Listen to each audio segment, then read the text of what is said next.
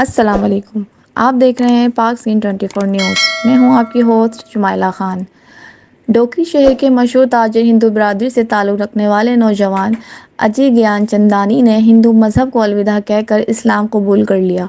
हिंदू नौजवान लाड़काना पहुंचकर जमीयत उलमा इस्लाम सूबा सिंध के सेक्रेटरी जनरल अल्लामा राशिद महमूद सोमरो के हाथों पर बैत कर रहे हैं। आइए देखते हैं।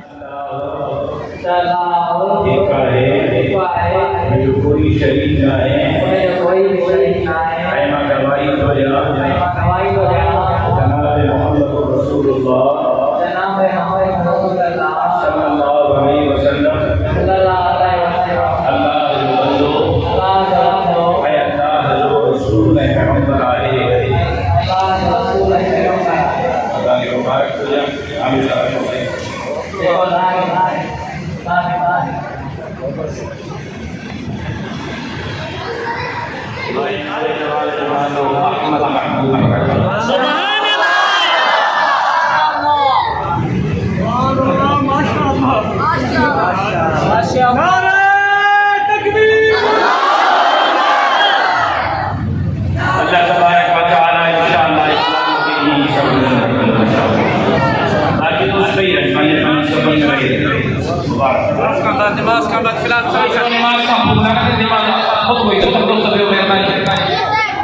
नमाज जो टाइम है वो सबको सदैव